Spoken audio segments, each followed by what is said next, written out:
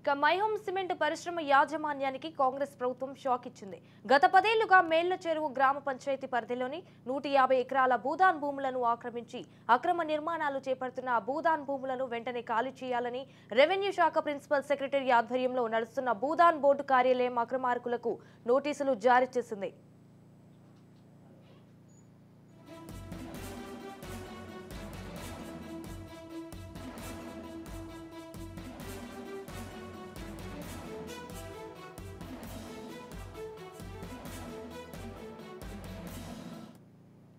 మేళ్ల చెరువు రెవెన్యూ పరిధిలోని survey number 1057లో 160 ఎకరాల భూదాన్ భూమి ఉన్నది. ఇందులోని 113 ఎకరాల భూదాన్ భూమిని మైహోమ్ సిమెంట్ పరిశ్రమ యాజమాన్యం కీర్తి సిమెంట్ పరిశ్రమ 18.20 ఎకరాలు, కీర్తి సిమెంట్స్ ఎండి జాస్త్రి త్రివేణి 21.20 ఎకరాల భూమిని ఆక్రమించారు. మరో ఇద్దరు రైతుల వద్ద 3.19 ఎకరాల భూమి కబ్జాకు గురైంది. ఈ భూములపై గత 10 ఏళ్లుగా ఎటువంటి అనుమతులు లేకుండా మైహోమ్ సిమెంట్ సంస్థ భారీ ఎత్తున నిర్మాణాలు చేపట్టింది. ఈ భూములపై అనేక వివాదాలు తలెత్తాయి. అప్పటి ప్రభుత్వ పెద్దల అండదండలతో భూదాన్ భూములను ఆక్రమించి పెద్ద ఎత్తున అక్రమాలకు పాల్పడ్డారు.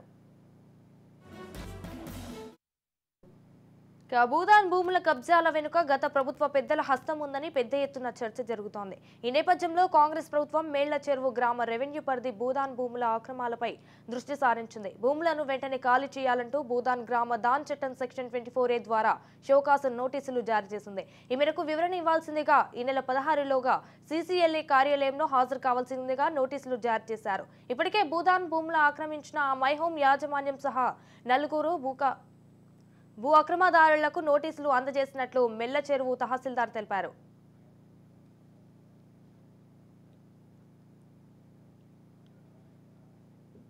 రైట్గా దీనిపై మరింత సమాచారం వెంకట్ ఫోన్ ఇన్ లో అందిస్తారు. వెంకట్ చెప్పండి. సంజన, మైహోమ్ ఫ్యాక్టరీకి సంబంధించి దీన్ని మహా సిమెంట్ ఫ్యాక్టరీ అంటారు. ఈ మహా సిమెంట్ ఫ్యాక్టరీకి సంబంధించి భూదాన్ భూములకు మొత్తం ఆక్రమించిందనేది ఆరోపణలు ఇప్పటి నుంచే కాదు, 2012 నుంచి కూడా ఇది స్టార్ట్ అయింది. ఎందుకంటే 2012 నుంచి ఇప్పటి వరకు అప్రతిహాతంగా అక్కడ ఎక్కడైతే సున్నపురాయి ఖనిజ నిక్షేపాలు ఎక్కువగా ఉంటాయో ఆ భూములపైన కన్నేసిన మైహోమ్ యాజమాన్యం అక్కడ ఉన్న రైతుల్ని వెళ్ళగొట్టడమే కాకుండా ఇప్పుడు ఆ భూదాన్ భూములకు సంబంధించి ఆకుపై చేయడమే కాకుండా దాని పక్కన ఉన్న పట్టా భూములకు సంబంధించిన రైతుల్ని కూడా చాలా ఇబ్బందుల పాలు చేసింది. వాళ్ళు 2014 నుంచి మొన్నటి వరకు 2023 వరకు అక్కడ MROలకు ఎన్నిసార్లు మొదలుపెట్టుకున్నా కూడా కనీసం పట్టించుకోలేని పరిస్థితి, MRO దగ్గర నుంచి కలెక్టర్ దగ్గర నుంచి పట్టించుకోలేని పరిస్థితి నెలకొని ఉంది. దీంతో చాలా మంది సూసైడ్ అటెంప్ట్ కూడా చేసిన దాఖలాలు గతంలో ఉన్నాయి. ఈ నేపథ్యంలో కొత్త ప్రభుత్వం కొలువైన ఉన్న తర్వాత భూదాన్ భూములకు సంబంధించి ఆక్రమించిందనేది సర్వే నెంబర్ 1057/7లో 145 ఎకరాల భూదాన్ ల్యాండ్ ఉన్నట్టు ధరణి రికార్డు చెప్తున్నాయి. అలాగే 295/7 సర్వే నెంబర్ లో 84 ఎకరాలు ఉన్నాయని గడిచిన 10 ఏళ్లుగా మేళ్ల చెరువులో భూదాన్ భూములను ఆక్రమించి అక్రమంగా చేపడుతున్న నిర్మాణ సేవలంటూ పలుమార్లు స్థానికులు ప్రభుత్వానికి ఫిర్యాదు చేసినప్పటికీ కూడా అధికారులు సర్వే చేసి ప్రస్తుతం ఇప్పుడు ఆ ఫిర్యాదు చేసిన దాన్ని బేస్ చేసుకుని రెవెన్యూ అధికారులు సర్వే చేసి 113 ఎకరాల భూదాన్ భూమిపై మైహోమ్ సిమెంట్ పరిశ్రమ యాజమాన్యం స్వాధీనంలో ఉందని గుర్తించారు. దీంతో పాటు కీర్తి ఇండస్ట్రీస్ ఆధీనంలో ఒక 18.5 ఎకరాలు, జాస్తి త్రివేణి పేరిట 20 ఎకరాలు ఉన్నట్లుగా కూడా గుర్తించారు. వీరందరికీ కూడా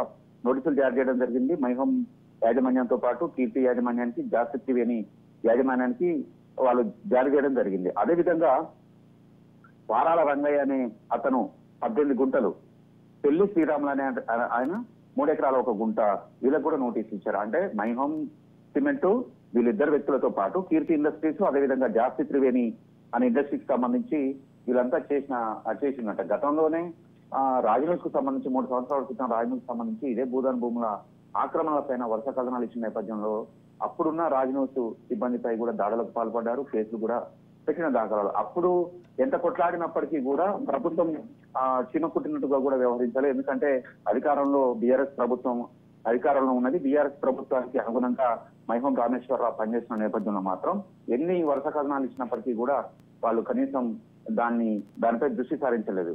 ఆ తర్వాత ఇప్పుడు కొత్తగా రాష్ట్ర ప్రభుత్వం మారింది కాబట్టి కాంగ్రెస్ పార్టీ ప్రభుత్వం ఆధ్వర్యంలో నోటీసులు జారీ చేశారు. ఈ నెల 16న ఖచ్చితంగా భూదాన్ ట్రస్ట్ వాళ్ళ దగ్గరికి వచ్చి అటెండ్ అయ్యి మీ యొక్క వివరణ ఇవ్వాలని కూడా కోరడం జరిగింది. ఓవరాల్ గా చూసుకుంటే మాత్రం మైహోమ్ సిమెంట్ అంటే మహా సిమెంట్ అనేది మొత్తం అక్కడ చుట్టుపక్కల ఉన్న ఏరియాలకు సంబంధించిన గ్రామాలను అదేవిధంగా ఆ చుట్టుపక్కల గ్రామాల్లో ఉన్న ఎవరైతే పట్టేదారు పాస్ పుస్తకాలు కలిగి ఉన్న కొంతమంది బయట ఉండే వ్యక్తులను మాత్రం అక్కడ ఉన్న కొంతమందిని ముఠాగా ఏర్పరిచి ముఖ్యంగా ఎస్సీ ఎస్టీ అట్రాసిటీ కేసు పెట్టే రకంగా కొంతమంది ఎస్సీ వాళ్ళని మచ్చిక చేసుకుని ఆ ఎస్సీ వాళ్ళతోటి దాడులు చేసిన దాఖలాలు చాలా చాలా ఉన్నాయి. కొంతమంది అక్కడ ఒక యాదవ కుటుంబానికి సంబంధించిన కుర్రసీను అనే వ్యక్తి భూదాన్ భూమి పక్కన తన పట్టాభూమి ఉంది 3 ఎకరాలకు సంబంధించి తన వారసత్వ ప్రకంగా అయ్యిస్తుంది. దాన్ని కొంతమంది అక్కడ గుండాలతోటి దాడి చేపించి ఆ కుటుంబానికి కూడా చాలా ఇబ్బందులు పెట్టడం జరిగింది. ఇటువంటివి చాలా ఉన్నాయి. ఒక కుర్రసీననే కాకుండా చాలా మంది బాధితులు అందరినీ ఆశ్రయించినప్పటికీ కూడా ఏం ఫలితం లేకుండా పోయింది. ఎందుకంటే ప్రభుత్వం వాళ్ళ చేతిలో ఇన్నాళ్ళు ఉంది కాబట్టి. ఈ నేపథ్యంలోనే మొత్తం దీనికి సంబంధించిన కంప్లీట్ ఎంక్వైరీ అంటే పూర్తిగా ఎంక్వైరీ చేసి చర్యలు తీసుకోవాలని రాష్ట్ర ప్రభుత్వం నుంచి ఆదేశాలు రావడంతో మాత్రం రెవెన్యూ ఆఫీసర్తో మొత్తం చకచక దీనికి సంబంధించిన సర్వే చేయడం, ఒక 113 ఎకరాలకు సంబంధించి భూదాన్ భూమిని మైహోం ఆక్యుపై చేసి దాంట్లో అక్రమ నిర్మాణాలు చేపట్టిరని తేల్చడంతో పాటు భూదాన్ ట్రస్ట్ కు సంబంధించిన వాళ్ళ దగ్గర వీళ్ళు కూడా వాళ్ళను కూడా చేరాడు. ఇదొకటే కాదు, మొత్తం ఆ మేలచెరువు మండలంలోని చుట్టుపక్కల గ్రామాలు ఏవైతే ఉన్నాయో ఆ గ్రామాలలో ఎవరైతే ప్రశ్నిస్తారో ప్రశ్నించే వాళ్ళని నయానో భయాన్నో బెదిరించి వాళ్ళని ఇబ్బందులు పెట్టడం మాత్రం సర్వసాధారణంగా 10 సంవత్సరాలు ఒక రకంగా చెప్పాలంటే ఒక దశాబ్ద కాలంగా మైహోం ఆగడాలనేవి మేలచెరువు పరిసర ప్రాంతాలలో ఎవరు అడ్డుకోలేని విధంగా వీళ్ళ దండ కొనసాగిందని కూడా చెప్పుకోవచ్చు. ఇప్పుడు ప్రభుత్వం మారిన నేపథ్యంలో మాత్రం దీనిపైన మొత్తం టోటల్ గా ఎంక్వైరీ చేయడం, అదేవిధంగా వెంటనే చర్యలకు చేపడుతుండడంతో మాత్రం ఎవరైతే ఇప్పటి వరకు ఈ దశాబ్ద కాలంగా ఎవరైతే ఇబ్బందులు పడ్డారో మైహోం సిమెంట్ వల్ల వాళ్ళందరూ కూడా కొంత ఊపిరి పీల్చుకుంటున్నట్టుగా కూడా ఉందని చెప్పుకోవచ్చు సంజన. ఎస్ వెంకట్, అయితే భూదాన్ భూముల కబ్జాల వెనుక గత ప్రభుత్వ పెద్దల హస్తం ఉందని కూడా పెద్ద ఎత్తున చర్చ జరుగుతుంది. మరి ఎలా చూడాలి దీనిపైన, దీనికి సంబంధించిన అప్డేట్స్ ఏంటి? ఈ చర్చ జరిగేది మాత్రం అక్షరాల నిజం. ఎందుకంటే 2012 నుంచి వీళ్ళ భూదాన్ భూములను ఆక్రమించే పనిలో ఉన్నారు కాబట్టి 2014లోనే టీఆర్ఎస్ ప్రభుత్వం అధికారంలోకి వచ్చింది, ప్రత్యేక రాష్ట్రంగా ఏర్పడ్డది. టీఆర్ఎస్ ప్రభుత్వానికి మైహోం రామేశ్వరరావు చాలా దగ్గర వ్యక్తి, అదేవిధంగా అన్ని రకాలుగా ఆదుకునే వ్యక్తి అనేది అక్కడ లోకల్లో బాగా చర్చ కొనసాగుతుంది. ఈ నేపథ్యంలోనే మహాసిమెంట్ ని బాగా ఎక్స్టెన్షన్ చేయాలనే ఉద్దేశంతో ఇప్పటి వరకు ఒక 100 ఎకరాల నుంచి 600 ఎకరాల వరకు ఏవైతే భూములు ఉన్నాయో ఆ భూములకు సంబంధించి ఇప్పటికే 2 సార్లు ఈ ఫ్యాక్టరీ విస్తరణ కోసం ఆ పరిశ్రమలకు సంబంధించిన ఎక్స్టెండ్ చేయడానికి మాత్రం ఇప్పటికే 2-3 సార్లు ప్రజాభిప్రాయ సేకరణ జరిగింది. ఆ ప్రజాభిప్రాయ సేకరణ కూడా మొత్తం పోలీసు బందోబస్తు నడుమ 3 జిల్లాలకు సంబంధించిన పోలీసులు ఆ ప్రజాభిప్రాయ సేకరణ దగ్గర ఎవరు కూడా వ్యతిరేకంగా ప్రశ్నించొద్దనే ఉద్దేశంతో పోలీసుల నడుమ అధికారులను మచ్చిక చేసుకుని ఇదంతా చేయడం జరిగింది. సూర్యాపేట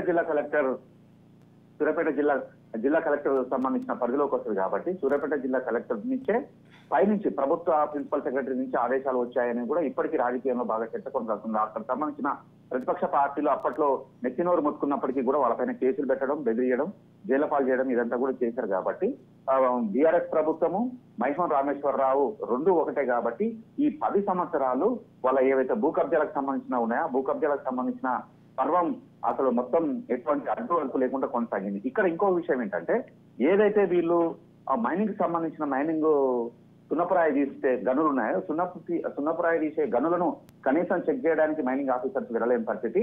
అయితే యాజ్ పర్ నామ్స్ ప్రకారం కొంత మీటర్ల వరకే ఉండాల్సి ఉండగా కొంత మీటర్ల లోతు వరకే వాళ్ళు సున్నపురాయిని తీయాల్సి ఉండగా దాన్ని మించి 1కి 4 రెట్లు సున్నపురాయిని కొల్లగొడుతున్నట్టుగా తెలుస్తుంది. ఎందుకంటే మైహోం సిమెంట్ అనేది ఒకప్పుడు కేవలం మన నల్గొండ జిల్లా అదేవిధంగా తెలంగాణ ఉమ్మడి ఆంధ్రప్రదేశ్ రాష్ట్రాలకు సంబంధించే వీళ్ళు సిమెంట్ ను ఎక్స్పోర్ట్ చేసేవారు. కానీ టీఆర్ఎస్ ప్రభుత్వం వచ్చిన తర్వాత వీళ్ళు దేశ విదేశాలకు కూడా ఎక్స్పోర్ట్ చేసేంతగా ఎదిగారు కాబట్టి దానికి సంబంధించిన సున్నపురాయి వాళ్ళకు ఎక్కడ దూరం నుంచి తీసుకుంటే రవాణా ఖర్చులు పెరిగిపోతాయనే ఉద్దేశంతో ఏంటంటే దీని చుట్టూ ఉన్న సున్నపురాయి గనులు ఉన్న పట్టేదారు పాస్ పుస్తకాలకు సంబంధించిన 5 ఎకరాలు ఉన్న తన్ని 3 ఎకరాలు ఉన్న తన్ని 2 ఎకరాలు ఉన్న తన్ని చివరికి 1 ఎకరం ఉన్న రైతును కూడా వదిలిపెట్టకుండా వాళ్ళని భయభ్రాంతులకు గురి చేసి వాళ్లకు బలవంతంగా అమ్మేటట్టుగా కూడా ఎంతో కొంత నయానో భయానో ఇచ్చేసి కొంత అంటే చాలా తక్కువ రేటుకి నయానో భయానో వీళ్ళందరినీ కూడా చేసిన దాఖలాలు చాలా ఉన్నాయి. ఒక రకంగా చెప్పాలంటే మైహోం ఇంత ఎత్తుగా ఎదగడానికి మాత్రం చాలా మంది రైతుల పట్టా భూములు మొత్తం కూడా వాళ్ళు ఆక్రమించుకొని ఇదంతా చేశారు కాబట్టి చాలా సార్లు అక్కడ